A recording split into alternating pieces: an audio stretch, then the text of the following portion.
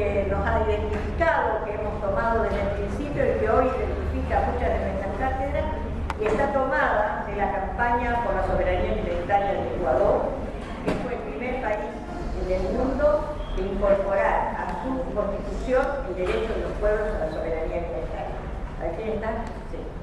Entonces, vamos a hablar entonces del tema de la alimentación adelante, porque entendemos que es un problema muy complejo y también multidimensional. Ante la sola pregunta de qué comemos, dónde comemos, con quién comemos, empiezan a surgir toda una problemática que abarca lo biológico, lo económico, lo ecológico, lo sociocultural y también lo subjetivo. Entonces, por eso nosotros hemos hecho una reflexión, como mis compañeros de cátedra se van a sorprender porque van a encontrar cosas nuevas, una reflexión que es política, porque en general se afirma, ¿no es cierto?, de que el alimento puede ser tratado como una mercancía. Desde el año 96 con Vía Campesina, entonces se resolvió la Cumbre Mundial de la Alimentación afirmar el alimento no es una mercancía y no puede estar legislado por las reglas que dicta la Organización Mundial de Comercio. Es un bien y por eso no puede a su vez ser utilizado como arma de dominación de los pueblos. Cuando nos reuníamos en el 96 en Roma y planteábamos esto, teníamos bloqueada solamente a Cuba. Un poquito después fue Irak con el primer Bush, con el primer Bush. Y después este bloqueo se fue repitiendo. En los distintos pueblos hoy tenemos a Venezuela bloqueada, además de los otros conflictos que también vamos a ir viendo. Y entonces dice que la globalización de la economía mundial, unida a la falta de control sobre las transnacionales y los patrones de consumo excesivos, han incrementado la pobreza en el mundo.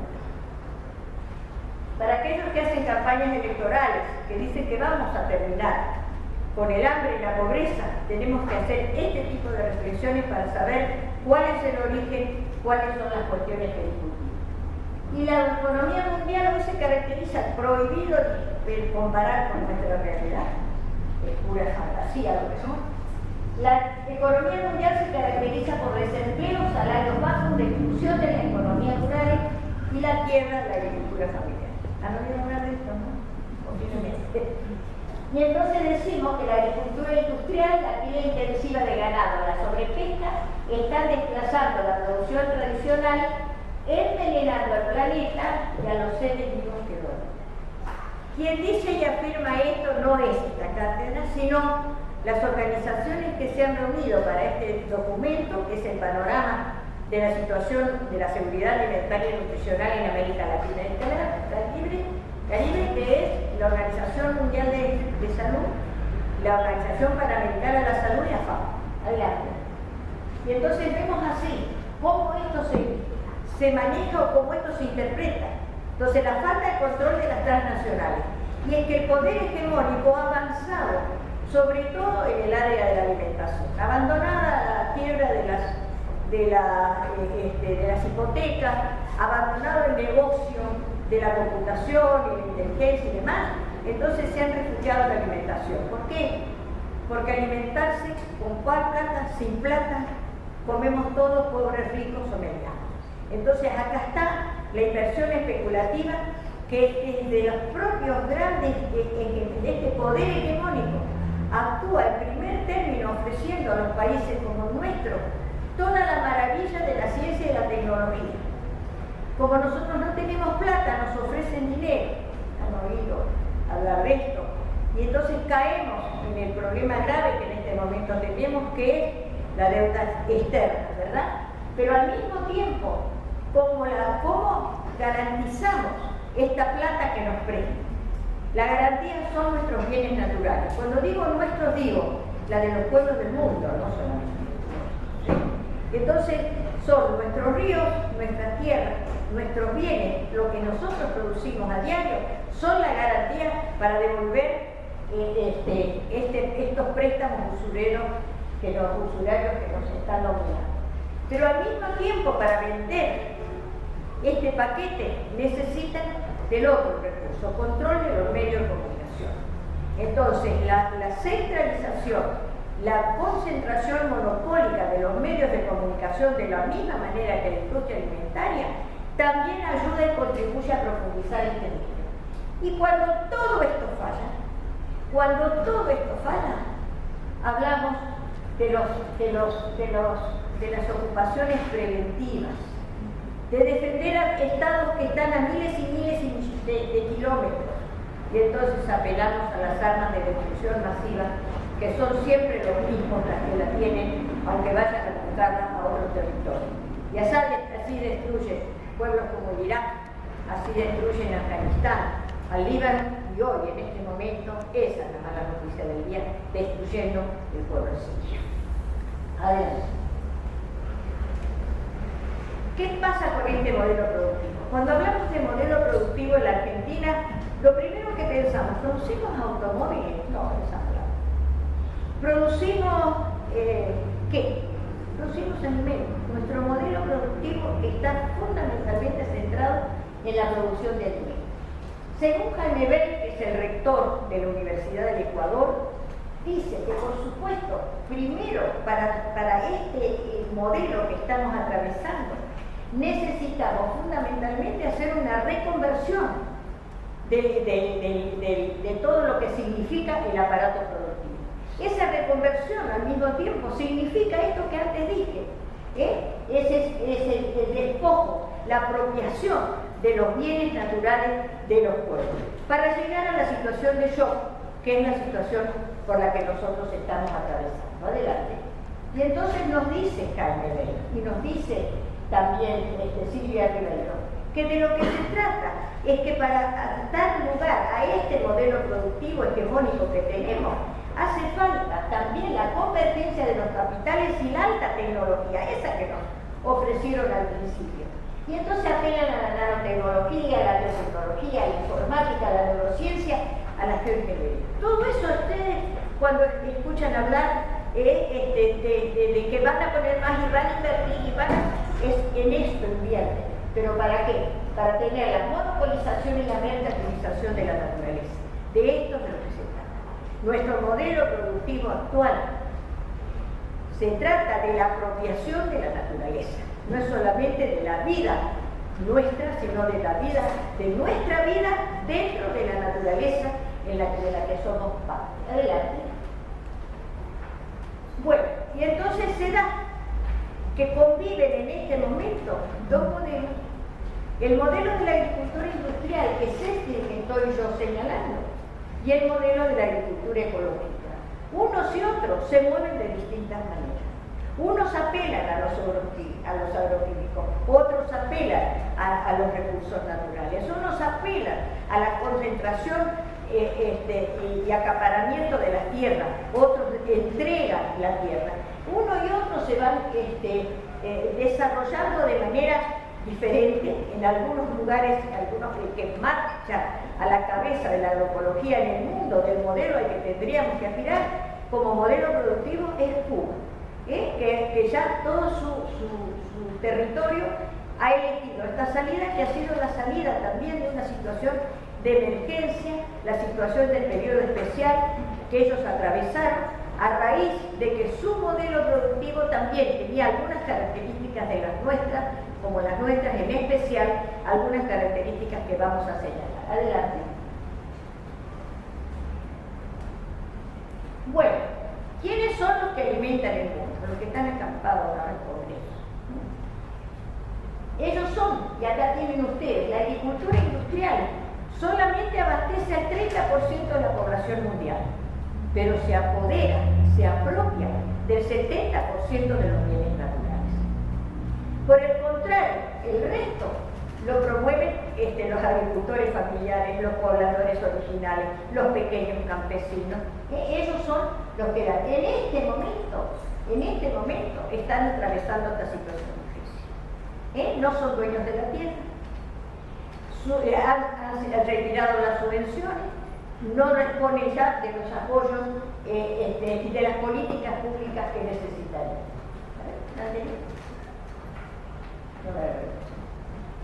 No importa, entonces nosotros nos vamos a centrar a lo largo de toda esta cursada, en los tres aspectos que son uno solo: en el derecho a la alimentación, en la seguridad alimentaria y en la soberanía alimentaria. No son iguales en cuanto a las definiciones. Uno es un concepto eminentemente legal. El derecho está inscrito en todas las constituciones, en los pactos internacionales, en los pactos de Naciones Unidas. Pero aparece después un concepto más técnico que elabora la FAO, cuando dice que todos tenemos derecho a una alimentación de calidad y inocuidad suficiente. Pero eso no, a su vez, ese es un concepto, como digo, técnico. No cuestiona quién es el que produce los alimentos, si tienen los recursos para producirlos y al mismo tiempo de dónde vienen. ¿Vienen de Turquía o vienen de Polonia o vienen de Colombia? De esto se trata, de saber. Por eso, más avanzado, el concepto más desarrollado, pero un proceso con una definición en constitución, es el concepto de soberanía alimentaria. Y ese sí es un concepto eminentemente político, porque hace a la participación, es participativo, es verdaderamente revolucionario. No aparece como una cuestión burocrática o una ley que aparece cajoneada. La estamos construyendo todos los días, y de eso se trata. Y entonces lo comparamos incluso y vemos que la seguridad habla del acceso sin ningún cuestionamiento. Habla no habla, sino que depende fundamentalmente del abastecimiento del mercado. Si hay o no hay abastecimiento en función de las reglas del mercado. Hace a una política asistencialista.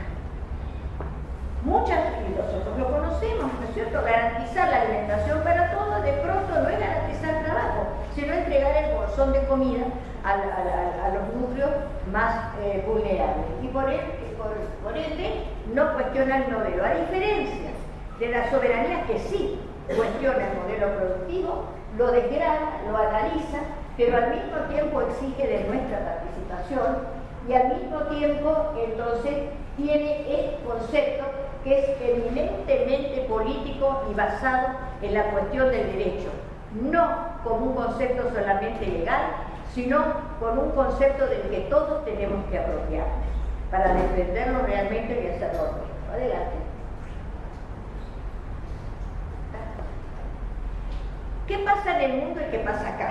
En algunos momentos nosotros diferenciábamos algunas cuestiones de la actualidad nacional de la actualidad internacional o latinoamericana, pero nos dimos cuenta que lo que nos pasa a nosotros les pasa también al resto del mundo, porque esta concentración monopólica y transnacionalizada de la alimentación es una constante y lo podemos ver en distintos lugares.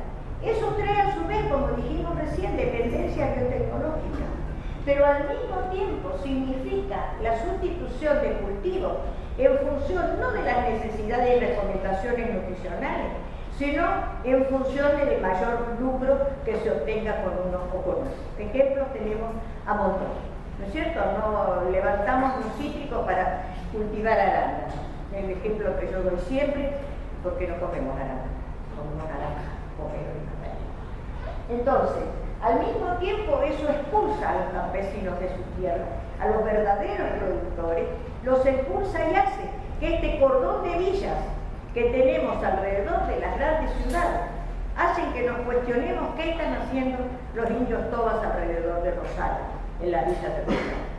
Entonces, estas villas tienen esa razón de ser, no es un problema de urbanizar las villas, es un programa fundamental del gobierno que hay que barajar y dar de nuevo, y entonces ver cómo tenemos la distribución, no de la pobreza, sino la distribución de la riqueza.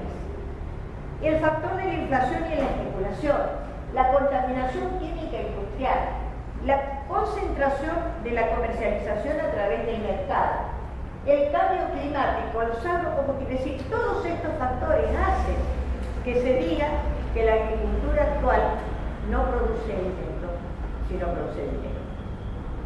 Sigamos. Vamos a dar algunas características, no todas, de esta concentración monopólica. Acá las tenemos. 10 empresas en el mundo comercializan la mayor parte de los alimentos que conocemos.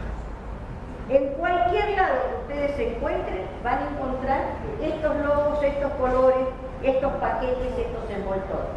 Pero al mismo tiempo, miren ustedes de qué manera esta concentración se da también no solo en la comercialización, sino en la propiedad de la semilla, en la propiedad de la tierra, con el acaparamiento que decimos. Y concentran estas empresas el 85% del mercado de semillas, que cuando veamos este productivo vamos a ver la importancia de la semilla. Acá tenemos que actuar, y en este momento se están desarrollando políticas públicas en ese sentido, como se actuó durante años con el tema del tabaco. Y las grandes empresas que pobres están haciéndole el cuestionamiento a Uruguay, acá está la gente de Uruguay, y haciéndole un juicio, la Philip Morris está enjuiciando a Uruguay por su lucha contra el tabaco, porque tienen mucha técnica, pero son tan pobrecitos que entonces derivan su negocio a lo que es rentable. ¿Qué hace la Philip Morris ahora? Compra empresas alimentarias. Adelante. Si ayer vendí tabaco, hoy venderé hamburguesas. Monocultivo, una de las características de este modelo. Para nosotros es la sofización. Para los cubanos y los brasileños, para los cubanos fue la caña de azúcar, para los brasileños la caña de azúcar, para los colombianos la palma. Es decir, para algunos países de África es el cacao, para otros es el arroz, pero todo país que tiene un solo cultivo, que no forma parte, por ejemplo, el cacao para Ghana, de su alimentación, pero que necesita de los alimentos para su población, los tiene que importar. Entonces, pagan poco por lo que producís y comprarlos afuera cuesta mucho trabajo. Este es el problema de nuestra situación actual. Esto que ustedes ven arriba, la República Unida de la Soja, que fue una propaganda de Singenta, una de las empresas monopólicas. Las características de lo que destruye la soja están señaladas. La destrucción de los suelos, la destrucción de la biodiversidad, el desalojo de los campesinos, que seguimos hablando, la producción, un modelo productivo de agricultura sin agricultores. Adelante. Otra característica. Adelante. Sí, pasa aquí. Acá, perdón. Los transgénicos, de esto hemos oído hablar todos, pero nosotros no sabíamos que transgénicos solamente se hace sobre 4 alimentos. La soja, hasta ahora, la soja, el algodón, el maíz y la canola. Pero a la cabeza, el 97% de los alimentos transgénicos del mundo se producen en América, empezando por América del Norte, allá está Estados Unidos, primer productor de transgénicos, le sigue Brasil, al que por contrabando le metimos la soja transgénica, y la Argentina. Miren ustedes lo que eso ya significa. Y al mismo tiempo el comercio de estos alimentos, digamos, de estos productos, que los vamos a llamar commodities, porque incluso la soja para nosotros, no en su gran mayoría, no forma parte de nuestra alimentación. Sí lo es de otros pueblos y sí se utiliza para producir carne en otras condiciones. Adelante. Muchos de nosotros creíamos que la soja la tenían solamente los chanchos de la China, pero recién estábamos mostrando cómo hasta hace poco Emisa de la Plata discutió también de qué manera la presencia del glifosato aparece en el algodón, en los pañales del bebé, en las toallitas higiénicas, en las gasas de esterilización, aparecen los restos de petróleo, resultado de este modelo de producción. Y el otro tema son los agrocombustibles. Ustedes han visto que ahora hemos tenido la crisis del biodiesel, porque también nos dedicamos a producir esto, se suponía en sustitución del fósil, de la energía fósil que estaba pronta a desaparecer. Bueno, evidentemente no es así, porque lo que es real es que estamos disputando la tierra para producir alimentos para los automóviles, alimentos para los animales y al final nosotros. Es decir, que nosotros tres elementos que tenemos, digamos, disputan las tierras para la producción de este tipo de commodities. Pero tengamos en cuenta que para alimentar un automóvil o llenar el tanque de automóvil equivale a la cantidad de cereales y de granos para alimentar a nuestra población. Esta es la disputa por la tierra que en la producción de agrocombustibles se da, que está en crisis en este momento, pese a que es una producción subsidiada. Está en crisis porque los que nos la compraban, que eran los europeos primero, nos dejaron de comprar, y ahora los amigos del norte también nos dejaron de comprar. Entonces ya estoy viendo que vamos a reemplazar el petróleo también por el biodiesel que nos está sobrando por todo. Ahora, sí, los agrotóxicos. Bueno, este es el tema de los temas. Esas gotitas quieren decir que empezamos usando 1 litro y ahora no sé cuántos litros usamos por hectárea. Lo que sí decimos que son millones de hectáreas que están siendo regadas con agrotóxicos, que no es solamente el glifosato, que son un montón. Cuando la Agencia Internacional del Cáncer ya ha dicho que son cancerígenos, 5 productos, entre ellos está el glifosato. Esa imagen, que son las fotografías del documental de Pablo Piovano, que nos dicen el costo humano del uso de los agrotóxicos. Allí está. Y al mismo tiempo tenemos que ver que las fumigaciones con plaguicidas que van desde la soja al arándano, ya no es solamente la soja o el algodón. Y entonces pasando por las hortalizas, pasando por esta fumigación y esto que estamos comiendo, que es una ensalada de agrotóxicos. Acaba de llegar un trabajo excelente de Fernando Cabaleiro, donde muestra entonces la cantidad, los efectos cancerígenos de disruptores endocrinos y demás que está produciendo en nuestro propio metabolismo, en los cambios, en la aparición de enfermedades que hasta ahora no conocemos. Y este es el discurso que sí no se puede producir sin agrotóxicos, y esto muestra que a mayor cantidad de agrotóxicos no se correspondió con un aumento de la producción, pese a que dijeron que vinieron a resolver el hambre del mundo. El cambio climático. Muchas veces decimos que Dios dejó de ser argentino por la cantidad de inundaciones, de incendios, de sequías que están acompañando en los últimos tiempos nuestra situación.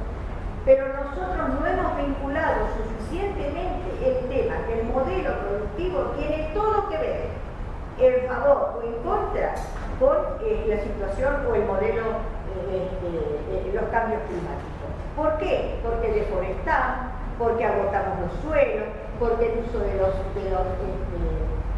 los insecticidas, digamos, de los agrotóxicos, y esta imagen de Grail que dice que el 50% de las causas que hacen a esta sucesión de catástrofes climáticos tienen que ver con la producción, la comercialización de los alimentos. Adelante. Bueno, acá está. Esto es lo que nos pasa en este momento. Ante esto se está pidiendo subvenciones, ante esto se está hablando de que faltan canales, que falta obra pública, y nosotros sostenemos que lo que falta es un cambio de modelo.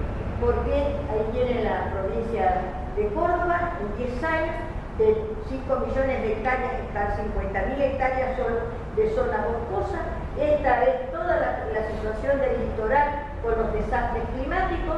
Aquella manchita negra es lo único que nos queda del impenetrable, para que ustedes vean, y todas estas afirmaciones ya no son afirmaciones nuestras, son del Banco Mundial, que dice que el mayor problema que tenemos en este momento son las catástrofes climáticas, por una sola causa fundamental, derivada del cultivo de la soja, o la sojización. Adelante.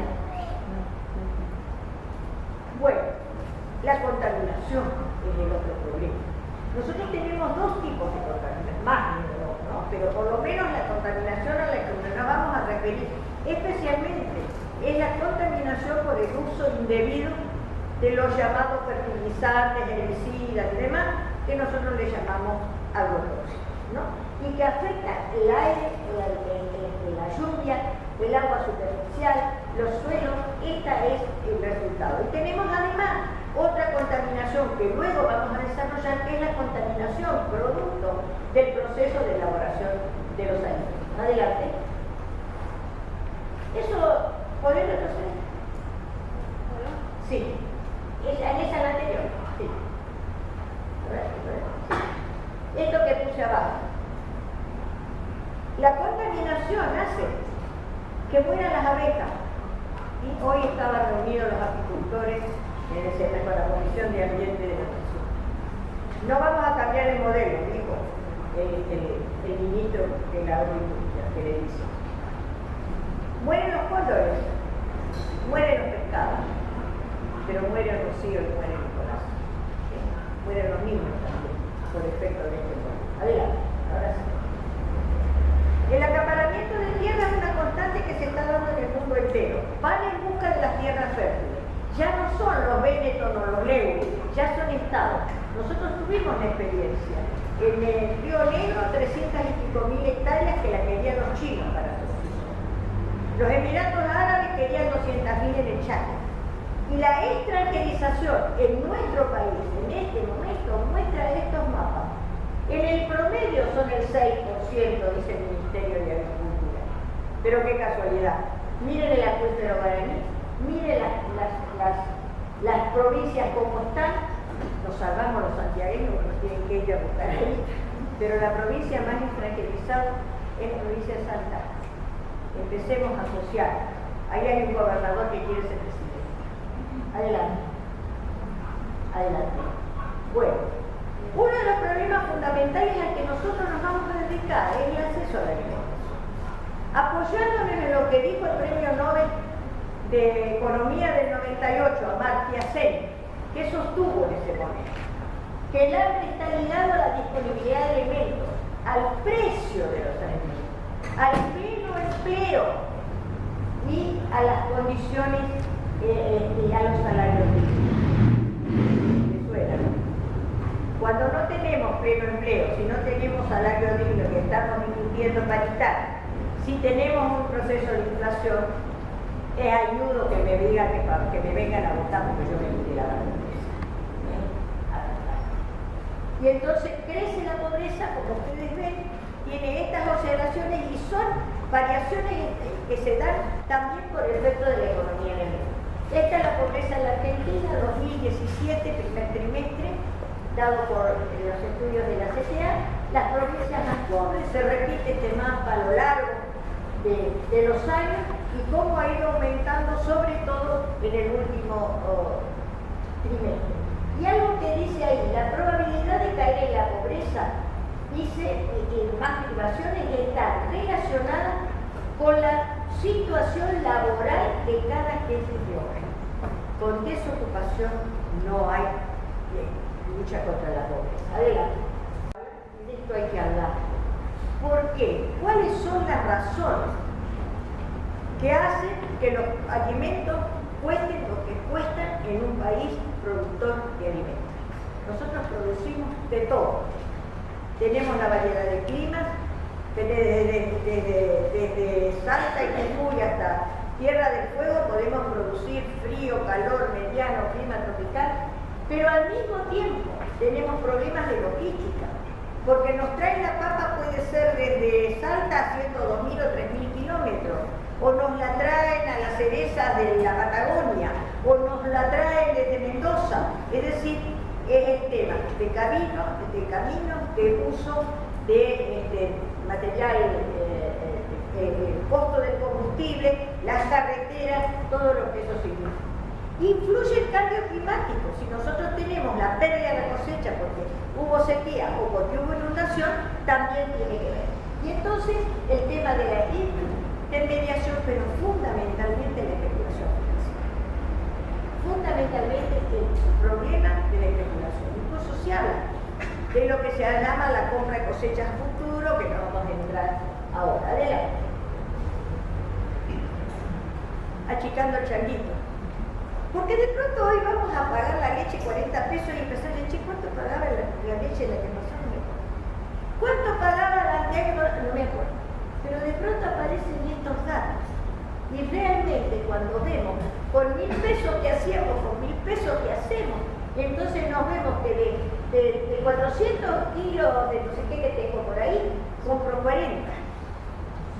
Que de este achicamiento de nuestro changuito, además, adelante, se expresa también en esto. Me están atacando mucho al supermercado chino, no sé por qué el chino no.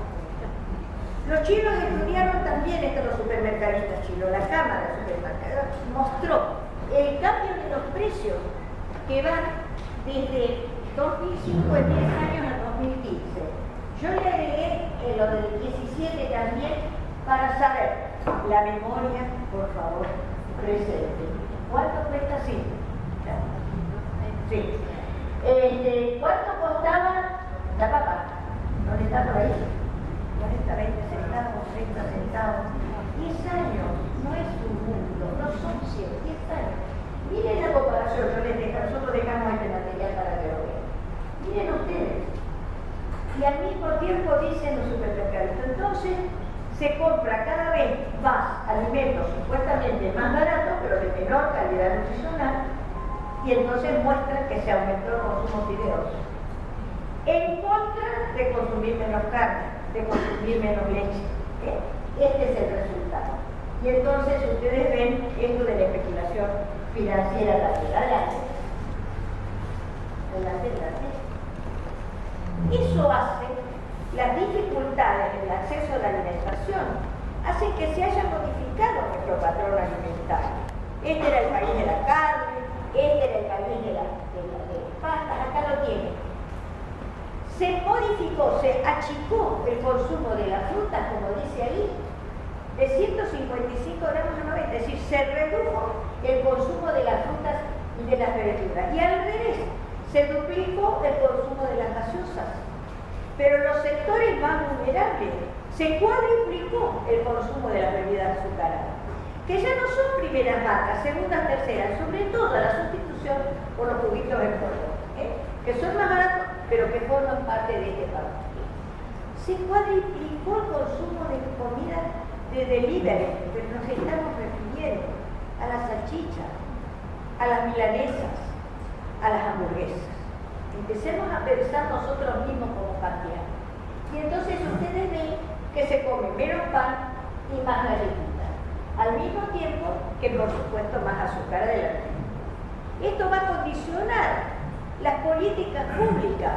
¿Por qué? Porque nos convierte, digamos, hay una nueva epidemiología. Nosotros no podemos decir de que aumentó la pobreza, lo vamos a ver, sino que aumentó la malnutrición. Nosotros hablamos de concentración monopólica. Esta es la nuestra. Marca registrada Argentina. 4 grandes empresas, allí las tienen. Cuando estas son agrícolas alimentarias que aumentaron 222% su rentabilidad, hizo Narco, Trump, Molina Río de la Plata y Chile. Acaban de llevarse la joya de la corona. La compró Adecor, Santos, una cooperativa de trabajo emblemática. Y Nestlé, ustedes miren todas esas marcas de agua. Están monopolizadas, 7 marcas de agua tienen Nestlé. Y entonces decimos, los 4 grandes del marco acá los tenemos representados. Adelante. Bueno, el tema realmente de la contaminación, sí. Ahí está. Este es el tema de la concentración de la comercialización. Adelante. Son los grandes supermercados que tienen esta característica. Si bien son el 6% de la comercialización de los alimentos, digamos, en cuanto a establecimiento físico, concentra del 82%, 86% de la venta, en especial de los alimentos. Sin embargo, Carrefour dice que está en crisis. Allá tienen ustedes la rentabilidad, pero al mismo tiempo son la boca de frente de los alimentos que venden, digamos, de los alimentos altamente industrializados que le llamamos ultraprocesados y que tienen derivados otros. 745 productos, Universidad del Litoral, en los supermercados de Rosario. Esta es la impresión. Adelante. Este es el mercado frutícola, lo conocen todos, altamente atomizada la producción, pero altamente concentrada la comercialización. Hay alimentos que recorren más de 100 kilómetros y muchos más para llegar hasta las bocas de expendio de las grandes ciudades. Por supuesto que la mitad de ellos se daña. Tenemos lo mismo, se va a repetir, de lo que sucede con el mercado lácteo. Bueno, la joya de la corona la hemos perdido. Ya la Serenísima estaba desguazada. La compró por un lado Danone y por el otro lado Arco. Y ya Mastellone no existe más, pero seguirá llamándose Serenísima. Y miren ustedes cómo la concentración, nosotros teníamos la elaboración de los quesos, de yogur, de toda la industria láctea, pero al mismo tiempo la caída en el consumo y al mismo tiempo estábamos abasteciendo al Mercosur. Sí. Digamos, carne. Hemos sustituido la carne de vacuna, que era la característica de nuestra mesa, por el pollo, en especial la alita de pollo, ni siquiera por pollo, ni siquiera por la suprema, ya estamos la alita. Seguiremos con el menudo, quizás. No sube el consumo de pescado y sí aumentó el consumo de la carne de cerdo, con una característica que me llamó la atención. Los sectores más carenciados consumen más carne vacuna que los sectores de mayor poder adquisitivo. Y eso es porque estos pueden diferenciar más, pueden llegar a carnes de corte más caro. Adelante. Bebé, este es el kit de la cuestión. En este momento se están discutiendo políticas públicas porque somos el país que tenemos el gran honor de ser los consumidores, mayores consumidores de gaseosas en el mundo. Eso, por supuesto, ha acarreado el problema de aumento de la obesidad y de aumento de la obesidad en la pobreza, sobre todo, y aumento de enfermedades crónicas no transmisibles derivadas de esta situación que no tienen que ver con el aspecto estético. Consumimos poca agua y consumimos demasiada, entonces gaseosas. Adelante. ¿Sí? Y este es el otro nuevo fenómeno, el mercado de la consumo. Miren en sus barrios cuántos kioscos y cuánta multiplicación de la oferta de la golosina ha aparecido. Yo cuento siempre, 6 cuadras tengo hasta Barrio Loma y no sé cuántos kioscos, ya perdí la cuenta cuántos kioscos tengo. Pero tengo una sola verdulería y tengo que ir hasta la estación. Esto es la nueva cosa que además se acompaña con la propaganda que está orientada en especial a captar el consumidor del presente y el futuro, que son los niños, con propaganda directamente no saludable con estos valores y utilizar a los muñequitos de Disney, a TV, a los héroes deportivos que los chicos puedan seguir. Adelante. Y contra esto, acá está uno de los representantes que más ha aportado en nuestra ciudad, las ferias soberanas. Esto nace en la crisis del 2001, se multiplican en provincias como Misiones, que tienen más de 120 ferias soberanas, están ya en las universidades. ¿Por qué digo? Porque la Feria de Agronomía, para todos los que viven en Buenos Aires, no dejen de visitarla porque vale la pena, es la segunda quincena de cada mes. Adelante, adelante.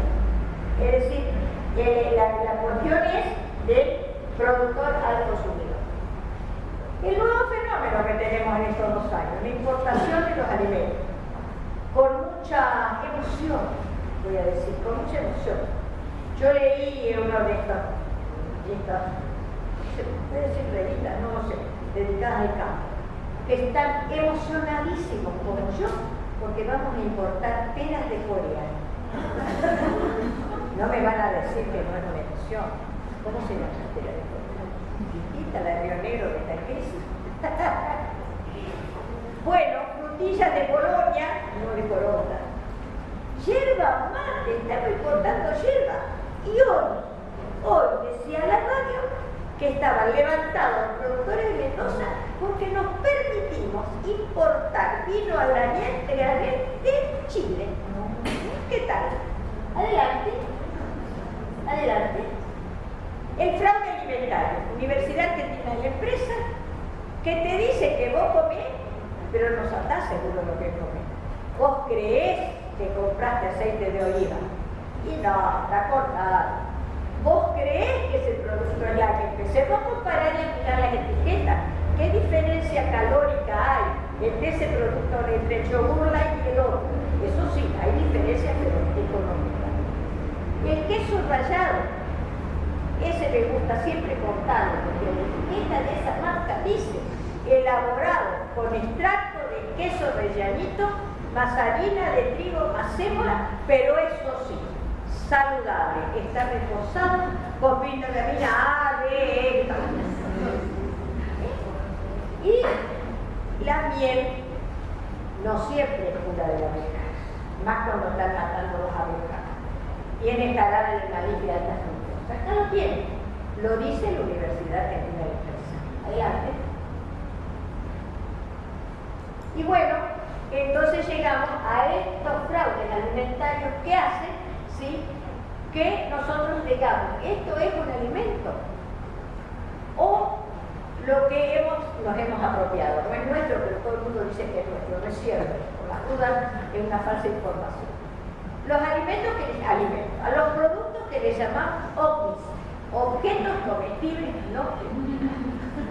Ustedes creían que comían miel y comían jarabe de alta fructosa. Ustedes creen que comen patitas de pollo, pero es guachalocro, decíamos mi padre.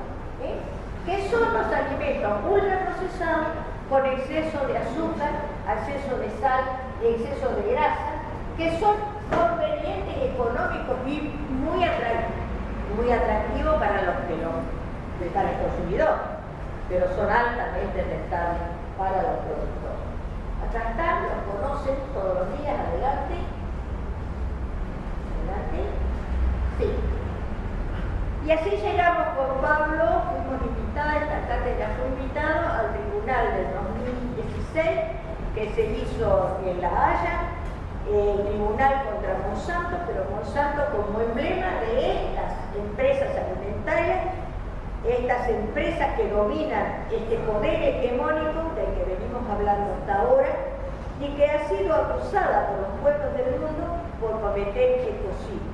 Es decir, ecocidio es el asesinato contra la naturaleza.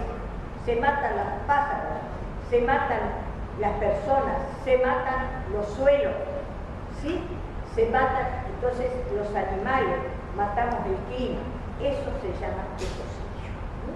Entonces, el crimen de ecocidio ha sido reconocido en la legislación penal internacional y se considera que en eso ha incluido Monsanto.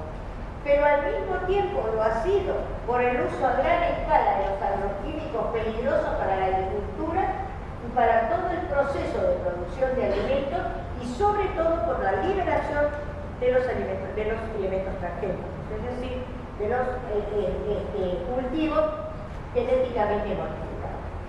Pero al mismo tiempo hay una afirmación que nosotros queremos destacar, que es la conclusión para mí más importante del tribunal, que dice que se corresponde o se recomienda que los derechos humanos, es decir, el derecho a la alimentación, el derecho a la vida, el derecho al agua, tienen que estar por arriba de los derechos comerciales de las empresas productoras. Adelante. Y acá vamos terminando para hablar de que este poder económico dice que tiene una responsabilidad social empresaria. Ustedes han venido acá a hablar de soberanía alimentaria y yo les prometo que les voy a enseñar cómo hacerse millones. Porque fíjense ustedes cómo se enriqueció el amigo Bill Gates. Les enseño todos los ahorros, porque ahora se puede ahorrar mucho. Y decimos que 3.000 millones de dólares lo hemos invertido y hay que invertir en Coca-Cola, McDonald's, PepsiCo, Burger King. De paso, en 10 cuadras entre Banco y Loma me metieron 2 Burger King y 2 Hot no sé qué, más 2 montas. 1.000 millones de dólares se invirtieron en la cadena de supermercados, sobre todo Walmart. ¿Sí? Y 23 millones, por supuesto, en el productor líder a nivel mundial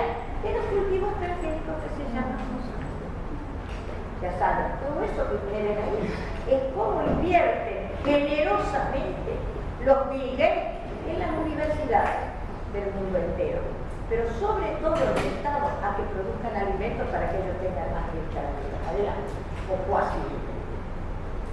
Seguimos con la responsabilidad social empresaria. Esto salió estos días. Y dice, 3/4 partes de los patrocinios deportivos en los Estados Unidos están relacionados con la comida basura. Es decir, con alimentos no saludables.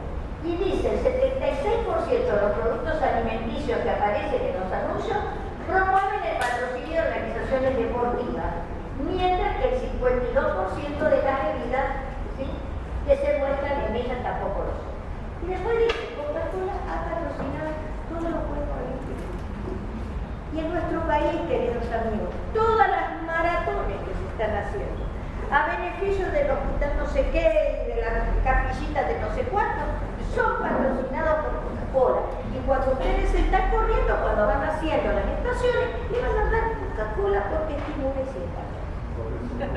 Adelante. Y hemos encontrado la alternativa. Es decir, si ustedes se van con este discurso hasta ahora, que es la radiografía del modelo económico hegemónico, dirían, y ahora le damos la crisis, no está interesante. Pero le venimos a decir que ya hoy empezamos diciendo que Gualeguaychú acaba de prohibir el glifosato, lo mismo que San Jorge y lo mismo que Rosario. Pero al mismo tiempo, en este momento, hay una red de municipios que apoyan la agroecología. En este momento, 25.000 hectáreas están desarrollándose con producción agroecológica, demostrando que se puede producir, que es rentable, que es la alternativa y que ese es el camino que tenemos que elegir. Por eso lo señalamos y señalamos esta alternativa o este modo de difundir estos conocimientos que hemos encontrado a través de las cátedras. Marcos va a decir por cuántas vamos, yo ya me perdí, ya casi 50 cátedras libres desde Jujuy a la Patagonia. Todos los días estamos discutiendo y se nos están apareciendo nuevas. A 100 años de la reforma universitaria, como decimos, cumplimos este mandato. Pero hoy se refirió Carlos Carvalho al cierre que hizo Damián Persenasi en nuestra reunión de la semana pasada. Y yo quiero repetir, dice, sin soberanía alimentaria no hay salud. Y este debe ser el eje transversal de todo proceso de formación en cualquiera de las cátedras. Que no haya espacio territorial, institucional, curricular en carrera universitaria, la universidad pública, que no esté impregnada de lo que es la importancia y la urgencia de pensar nuestros territorios, nuestros modelos productivos, nuestros sistemas económicos desde la soberanía alimentaria. Y de pensar cómo utilizamos nuestra construcción de futuros inéditos que necesitamos que sean posibles y patrimonio de todos. Adelante. Para finalizar, este es el camino que queremos seguir, que queremos ayudar a construir y a seguir. Para terminar, ¿sí?, acá lo tienen desarrollado adelante con esto que nos pasa también hoy. Yo quiero terminar con las palabras de Lula, que dice, nunca pensó que poner un plato de comida en la mesa de un pobre generaría tanto odio en la élite que tira comida a la basura todo. Porque el problema de la alimentación, como dijimos al principio, es un problema multidimensional y sobre todo es mucho.